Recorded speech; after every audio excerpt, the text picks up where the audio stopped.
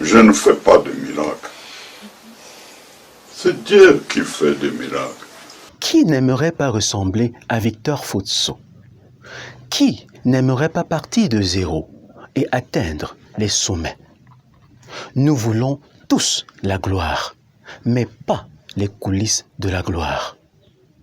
Nous voulons tous le succès, mais très peu sont prêts à payer le prix. Sur les traces de Fotso Victor, une production de l'association J'aime mon pays.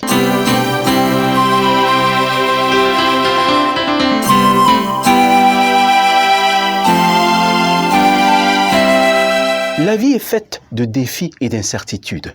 Mais moi, Georgie Kamsou, je crois au bonheur. Malgré les déceptions, je crois que c'est encore possible d'être heureux, réussir sa vie. À travers nos programmes, tu seras édifié. Tu trouveras la force et le courage de transformer tes rêves en réalité.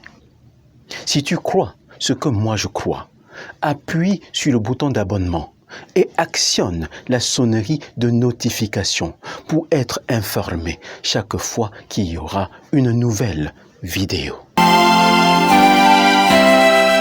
Vers 1926, à Tsala Pabanjoun, au lendemain de la Première Guerre mondiale, naît dans la famille de Famdieu Messa, le petit Fotso, qui choisira plus tard Victor comme nom de baptême.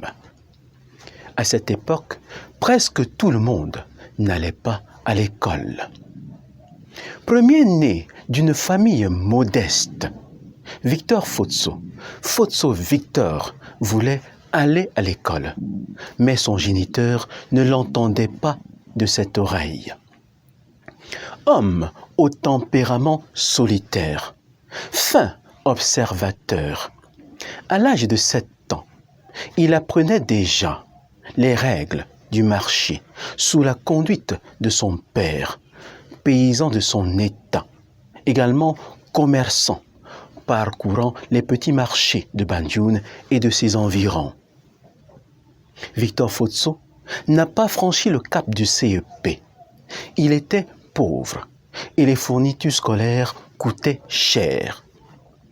Avancé en âge, ses capacités d'assimilation avaient pris un coup de vieux. Il découvre alors que l'école n'est pas pour lui. J'avais compris, déclare-t-il, que mon rêve de devenir un jour un intellectuel ne s'accomplirait jamais.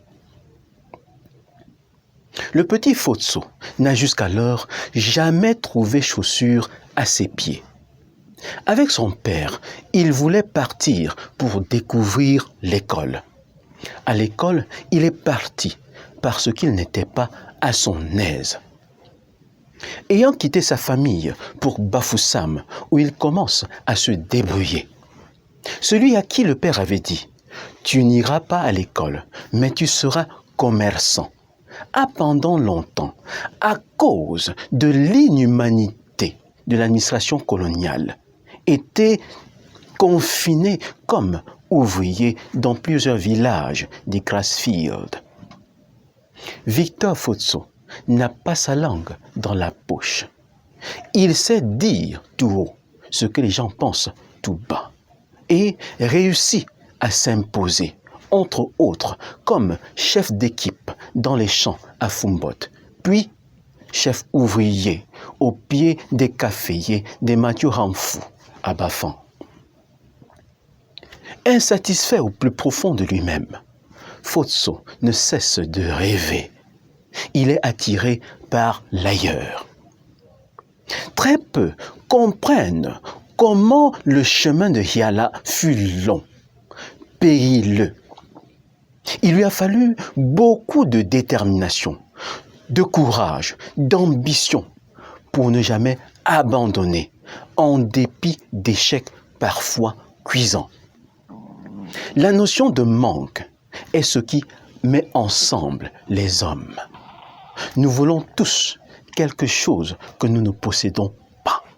Cependant, se focaliser uniquement sur nos manques c'est ne s'autoriser à voir la vie que sous l'angle de la contrainte, de la difficulté et souvent de la jalousie.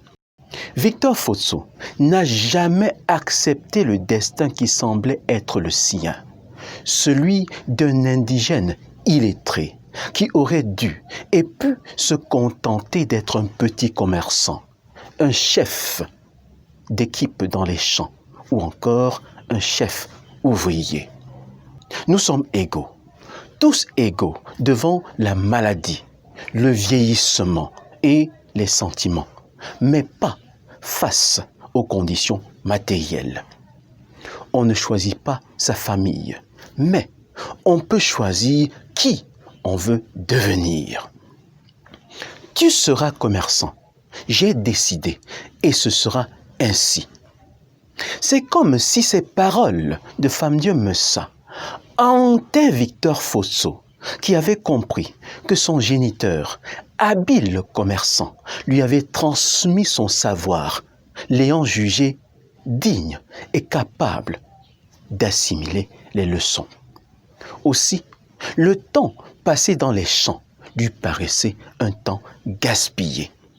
C'est ainsi qu'une partie de sa vie ne sera que fuite et abandon. C'est comme si quelque chose le traquait, le hantait. Lorsqu'il réussit à détourner l'attention de l'administration coloniale, Victor Fotso ne réussit pas à se rendre à Douala et se résout pour Balmayo. Sur les traces de Fotso Victor, rendez-vous pour la deuxième partie. Mais avant, j'aimerais savoir ce que tu as retenu, ce qui t'a marqué. Aime la vidéo si tu as été édifié et partage-la au maximum. Ne m'oublie pas, pense à toi et à bientôt.